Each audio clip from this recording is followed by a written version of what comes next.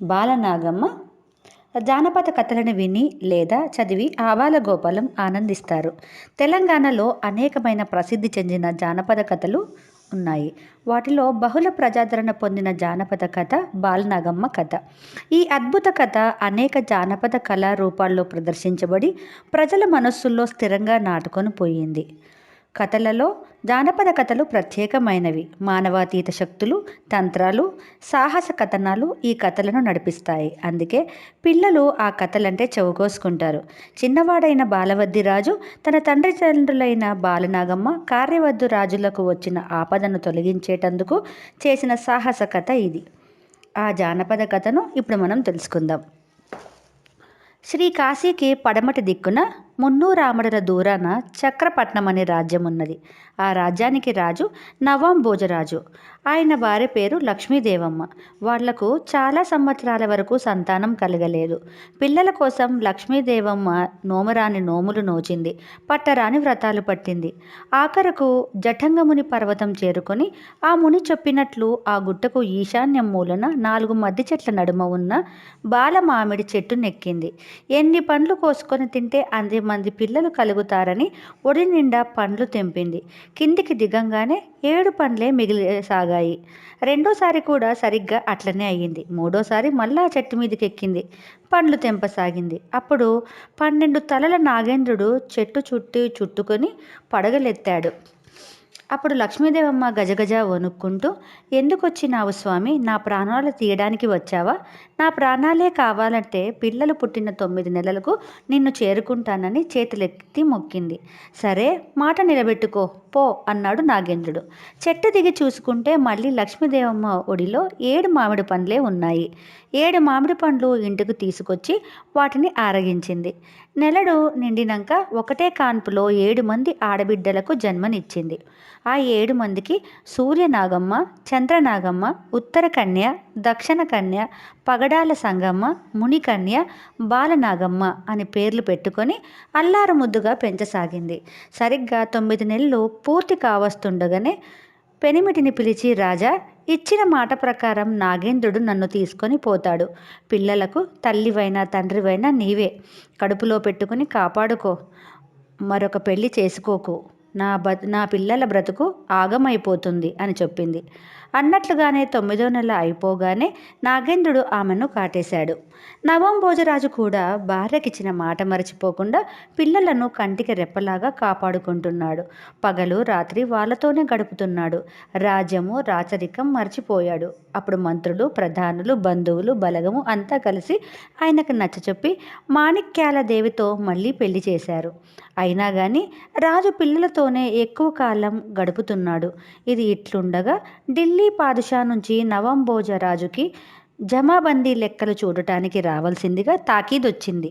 ఇదే మంచి సమయమని మాణిక్యాలదేవి పిల్లలను నా కంటి పాపల్లాగా చూసుకుంటాను, మీకేం భయం లేదు, వెళ్ళి రండని చిలక పలుకులు పలికింది.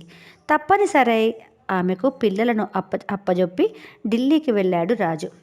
ఈ పిల్లలు బతికినంతకాలం రాజు నన్ను కన్నెత్తి చూసేటట్టు లేడని మాణిక్యాలదేవి వాళ్లను కన్నమ్మ కష్టాలు పెట్టింది. తిండి పెట్టకుండా, నీళ్లు పొయ్యకుండా విషం పెట్టి చీకటింట్లో వేసింది. అప్పుడు లక్ష్మీదేవమ్మ అంటే పిల్లల తల్లి ఆత్మ ఆ పిల్లలను కాపాడింది. ఇట్లయితే పని కాదని అడవిలో ఒక పాడుబడ్డ గుడిలో వేసి తాళమేసి ఏమీ ఎరగనట్లు ఇంటికొచ్చింది. అక్కడ కూడా లక్ష్మీదేవమ్మ ఆ పిల్లలను కాపాడింది. ఢిల్లీలో ఉన్న భర్తకు కలలో కనిపించి సంగతంతా చెప్పింది. వెంటనే నవాం భోజరాజు పాదుషాకు మాటనన్నా చెప్పకుండా రాజ్యానికి తిరిగి వచ్చేశాడు. మాణిక్యాలదేవిని తిట్టి కొట్టి తన పిల్లలను ఇంటికి తెచ్చుకున్నాడు. ఇట్లయితే కాదని మాణిక్యాలదేవి మరుగుమందు పెట్టి భర్తను వశపరుచుకుంది. ఆ మందు మాయతో రాజు ఆమె చెప్పినట్లంతా ఆడసాగాడు. ఒకరోజు మాణిక్యాలదేవి ఆ పిల్లలను చంపేయవలసింది. అడవికి తీసుకెళ్లి వాళ్ళని చంపండి అని పంపించింది. కన్నబిడ్డలను చంపడానికి చేతులు రాక అడవిలో నిద్రపుచ్చి చెప్పకుండా ఇంటికొచ్చాడు నవాం భోజరాజు. ఆ అడవిలో దిక్కులేని పక్షులలాగా తిరుగుతున్న పిల్లలను లక్ష్మీదేవమ్మ ఏదో రకంగా కాపాడుకోసాగింది. అదే సమయాన పానుగంటి రాజైన వద్దిరాజు వేటకు వచ్చి ఆ పిల్లల సంగతులన్నీ తెలుసుకున్నాడు. వాళ్ళు తన అక్క బిడ్డలేనని గ్రహించి తన రాజ్యానికి తీసుకొని పోయి తన 7 మంది కొడుకులకు ఇచ్చి ఘనంగా పెళ్లి చేశాడు. ఆ విధంగా సూర్యవద్ది రాజుకు సూర్యనాగమ్మ, చంద్రవద్ది రాజుకు చంద్రనాగమ్మ, శరభవద్ది రాజుకు ఉత్తరకన్య, పాపవద్ది రాజుకు దక్షిణ కన్య, కామవద్ది రాజుకు పగడాల సంగమ్మ, రామవద్ది రాజుకు మునికన్య, కార్యవద్ది రాజుకు బాలనాగమ్మ భార్యలయ్యారు. ఇది ఇట్లా ఉండగా నవాబ్ భోజరాజు చెప్పకుండా వెళ్ళిపోయాడని ఢిల్లీ పాదుషా కక్ష కట్టి పన్నులు సరిగ్గా కట్టలేదని చక్రపట్నం రాజ్యాన్ని జప్తు చేసుకొని నవాబ్ భోజరాజును ఎల్లగొట్టాడు. భార్యతో పాటు అడవుల పాలైన నవాబ్ భోజరాజు అడవిలో కట్టెలు కొట్టుకుని బతకసాగిండు. ఒకరోజు కట్టెలమ్మడానికి పానుగంటికి పోతే బిడ్డలు ఆయనను గుర్తుపట్టి చేరదీశారు. భర్త ఎక్కడికి వెళ్ళాడో తెలియక వెతికి వెతికి పిచ్చిదై ఎక్కడెక్కడో తిరిగి మాణిక్యాల దేవికి పిచ్చి పట్టింది. కొన్ని రోజులకు మరుగుమందు వికటించి నవాబ్ భోజరాజు కూడా కాలం చేశాడు.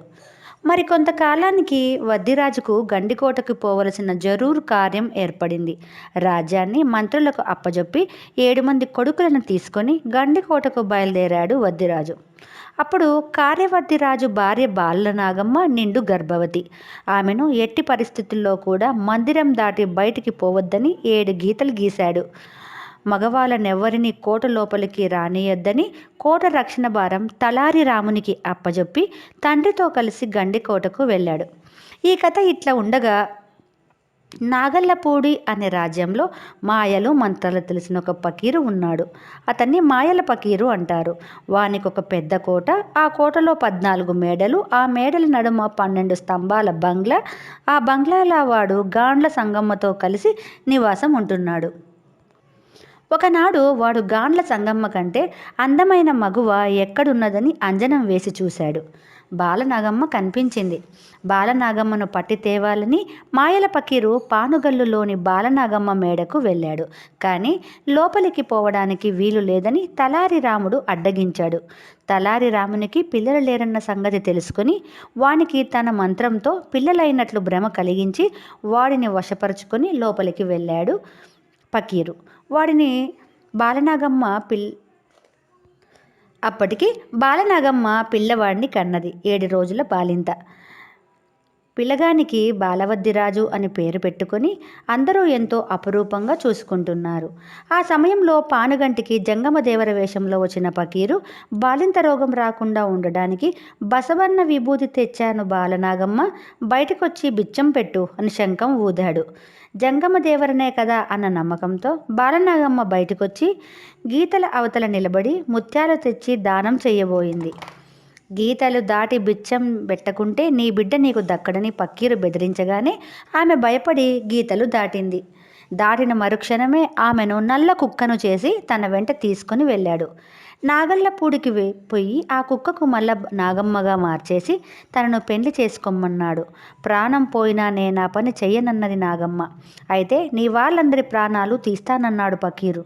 అప్పుడు బాలనాగమ్మ ఆలోచించి నేను ఒక వ్రతం చేస్తున్నా, అది పూర్తి అవడానికి 12 ఏండ్లు అవుతుంది, అంతవరకు నన్ను తాకద్దు, తాకితే నీకు తల పగిలి చస్తావు అని ఆజ్ఞ పెట్టింది. బాలనాగమ్మ మాయల పకీరు ఎత్తుకుపోయిన సంగతి గండకోటలో ఉన్న వద్దిరాజుకు తెలిసి ఎకాఎకిన పానుగంటికి వచ్చారు. 12,000 దండు తీసుకొని అందరూ నాగల్లపూడిలోని పకీరు మీదికి యుద్ధం చేయబోయారు. పకీరు మంత్రశక్తి ముందర వీళ్ళ బలం పనిచెయ్యలేదు. సైన్యాన్ని అంతా బూడిదలాగా, రాజులందరినీ రాళ్ళలాగా మార్చేసిండు. అక్కడ పానుగంటిలోన ఈ సంగతంతా తెలిసి రాణులందరూ విషాదంలో మునిగిపోయారు. కడుపులో దుఃఖం కండ్లల్లా కనపడనీయకుండా బాలవద్దిరాజును అల్లారముద్దుగా పెంచుతున్నారు. బాలవద్దిరాజుకు ఏ విద్య అయినా చూస్తుండగానే నేర్చుకునే శక్తి పుట్టుకతోనే వచ్చింది. 14 గడియల్లోనే చదువుతో పాటు కట్టెసాము, కత్తిసాము, గుర్రపు స్వారీ, విలు విద్య అన్నీ నేర్చుకున్నాడు. 12 ఏండ్ల ఈడువాడయ్యాడు. ఇది ఇట్లుండగా ఒకరోజు బాలవద్దిరాజు విల్లు బాణాల ఆట ఆడుతుంటే ఆ బాణం నంబి నరసమ్మ కుండకు తగిలి కుండ ముక్కలయ్యింది. ఆమె కోపం పట్టలేక పుట్టంగానే తల్లిదండ్రిని పోగొట్టుకున్నోడవు అని తిట్టింది. అంతవరకు ఆ సంగతి తెలియని బాలవద్దిరాజు తన తల్లిదండ్రుల సంగతినంతా పెద్దమ్మలను అడిగి తెలుసుకున్నాడు. 6 అమ్మను నాన్నను తీసుకొని వస్తానని పంతం బట్టి నాగల్లెప్పూడికి బయలుదేరాడు. అట్లా పోతుండగా పులిరాజు పట్టణం చేరిండు. ఆ రాజ్యంలో మంచినీళ్ళు బాయికాడ పెద్ద పులి ఒకటి అందరినీ మింగుతుండేది. ఈ సంగతి తెలిసి ఆ పులిని వెతుక్కుంటూ వెళ్ళి దాని గుహలోనే దాన్ని చంపాడు. ఈ సంగతి తెలిసి సంతోషపడ్డ ఆ దేశం రాజు సగం రాజ్యంతో పాటు తన బిడ్డనిచ్చి పెళ్లి చేస్తానన్నాడు. పని పూర్తి చేసుకొని వచ్చేటప్పుడు చేసుకుంటానని చెప్పి ముందుకు సాగి వెళ్ళాడు బాలవద్దిరాజు. అటు మీదట ఒక పెద్ద అడవిని చేరుకున్నాడు. చీకటి పడంగానే అడవి నడుమనున్న ఒక పాడుబడ్డ గుడిలో పడుకున్నాడు. రాత్రిపూట అక్కడికి పులి, నక్క, ఎలుగుబంటి, నాగుపాము వచ్చి అడవి అవతల ఉన్న చిలుకవాదిపట్నం రాజు కూతురు రాచపుండుతో 2 రోజుల్లోనే చనిపోతాదని, అయితే ఆ గుడి మీదనే మొలిచిన 7 సంజీవిని మొక్క ఆకుల రసం పిండితే ఆమె మామూలు మనిషి అయిపోతాదని మాట్లాడుకోసాగాయి. ఆ మాటలు విన్న బాలవద్దిరాజు ఆ మొక్కను తీసుకొని పోయి రాకుమారిని బతికిచ్చాడు. చిలకవాదిపట్నం రాజు కూడా తన రాజ్యాన్ని కూతురును ఇస్తానన్నాడు. వాళ్లకు కూడా తిరిగి వచ్చేటప్పుడు మనవాడతానని చెప్పి ముందుకు సాగి వెళ్ళాడు. నాగల్లపూడి మొదట్లోనున్న నయవాదిపట్నం చేరుకోగానే పకీరు ఏర్పాట్లు చేసిన శక్తి బాలవద్దిరాజును అడ్డుకున్నది. దాన్ని పిడిగుద్దులు గుద్ది చంపబోయాడు. అప్పుడది నన్ను మాయల పకీరు కావలి పెట్టాడు. వాడెక్కడున్నాడో ఆ సంగతి చెబుతా. గీ మాయల బెత్తం కూడా నీ చేతికిస్తానని ఫకీరు రహస్యమంతా చెప్పింది. వాని కోటలోకి పోవాలంటే తంబళ్ళ పెద్దమ్మ ఇంటికి పోయి ఆమె మనవన్నని చెప్పి మాలని తీసుకొని లోపలికి పొమ్మని సలహా కూడా ఇచ్చింది. అట్లనే కోటలోకి పోయి తల్లిని కలిశాడు బాలవద్దిరాజు. కొడుకు బాలవద్దిరాజును చూడంగానే బాలనాగమ్మకు పట్టరాని సంతోషమైంది. వీడు కర్కోటకుడు, బిడ్డ ప్రాణం తీస్తడు, ఎల్లిపో అన్నది. అప్పుడు బాలవద్దిరాజు, అమ్మ, నేను వాణ్ణి చంపి నిన్నో నాయనను తీసుకుపోవడానికి వచ్చిన. వాని పానం ఎక్కడ దాచిపెట్టిండో తెలుసుకో అన్నాడు. బాలనాగమ్మ పకీరును అడిగింది. పకీరు తన ప్రాణం 7 సముద్రాల ఆవతల జీవిగడ్డలోని రాతిగోడ, రాతిగోడలోన రాగికోట, రాగికోట నడుమ ఉక్కుకోట, ఉక్కుకోటలోన 200 ఎలగ చెట్లు, 200 మునగ చెట్లు, 400 తాటి చెట్లు, 500 ఏప చెట్లు, వీటి నడుమ ముంత మామిడి చెట్టు, ఆ చెట్టు తొర్రలో 7 దొంతులు, అడుగున ఉన్న దొంతిల బంగారు పంజరం, ఆ బంగారు పంజరంలా వజ్రాల చిలుక, ఆ చిలుక కంఠంలా ఉన్నదని చెప్పిండు. ఈ సంగతి తెలుసుకున్న బాలవద్దిరాజు సప్త సముద్రాల ఒడ్డుకు చేరుకున్నాడు. సముద్రాలను ఎట్లా దాటాలో అని ఆలోచించుకుంటూ అక్కడున్న 12 కొమ్మల మర్రి చెట్టు కింద కూర్చున్నాడు. అదే సమయంలో 12 తలల నాగేంద్రుడు ఆ చెట్టు మీదికి పాకుతున్నాడు. చెట్టు మీదున్న గండబేరుండ పక్షి పిల్లలు అది చూసి భయంతో కేకలు పెడుతున్నాయి. అప్పుడు ఆలస్యం చేయకుండా తన చంద్రహాసం తీసుకొని దాని 12 తలలను నరికేశాడు. పాము చచ్చిపోయింది, కానీ అందులో ఒక తల బాలవద్దిరాజు కంఠం పట్టుకుని కాటేసింది. క్షణాలలో బాలవద్దిరాజు ప్రాణం పోయింది. సాయంత్రం గండబేరుండ పక్షులు రాగానే పిల్లలు జరిగిన కథంతా చెప్పాయి. అప్పుడు గండబేరుండ పక్షి సంజీవిని పుల్ల తెచ్చి బాలవద్దిరాజును బతికించాడు. నీ కథ ఏంది చెప్పు అని అడిగింది. బాలవద్దిరాజు తన కథనంతా చెప్పాడు. నీకేం భయం లేదు, జీవిగడ్డ నాకు తెలుసు, నా రెక్కల మీద కూర్చో, నిన్ను తీసుకొని పోయి మళ్ళా తీసుకొని వస్తాను అన్నది గండబేరుండ పక్షి. ఆ విధంగా పక్షి మీదెక్కి జీవిగడ్డ చేరుకొని తన చంద్రహాసంలోని చెట్లనన్నిటినీ నరికి బంగారు పంజరంలో ఉన్న చిలుకను చేజిక్కించుకున్నాడు బాలవద్దిరాజు. అక్కడ పక్షిని పట్టుకోగానే ఇక్కడ పకీరుకు చలి జ్వరం మొదలయ్యింది. చిలకను పట్టుకొని సరాసరి కోటకు వచ్చిన బాలవద్దిరాజును చంపటానికి వెళ్ళాడు మాయల పకీరు. పకీరు చెయ్యి ఎత్తితే చిలక రెక్కను విరిచేశాడు, కాలెత్తితే కాలును విరిచేశాడు బాలవద్దిరాజు. ఇక లాభం లేదు కనుకొని పకీరు, నాయన నా ప్రాణం తీయకు, నీవు చెప్పినట్లు చేస్తానని కాళ్ళ బేరానికి వచ్చాడు. తన తల్లిని విడిచిపెట్టమన్నాడు, తండ్రులను సైన్యాన్ని బతికించమన్నాడు బాలవద్దిరాజు. అన్నీ చెప్పినట్లు చేసిండు ఫకీరు. ఆఖరున నీ వంటి దుర్మార్గుడు బతికుంటే ఈ లోకానికి చాలా నష్టం అని ఆ వజ్రాల చిలక మెడ విరిచేసిండు బాలవద్దిరాజు. మాయల పకీరు బొబ్బలు పెట్టుకుంటూ గిలగిలా కొట్టుకుంటూ ప్రాణం విడిచాడు. బాలవద్దిరాజు అందరినీ తీసుకొని తన రాజ్యానికి బయలుదేరి వెళ్ళాడు. కథ సుఖాంతం.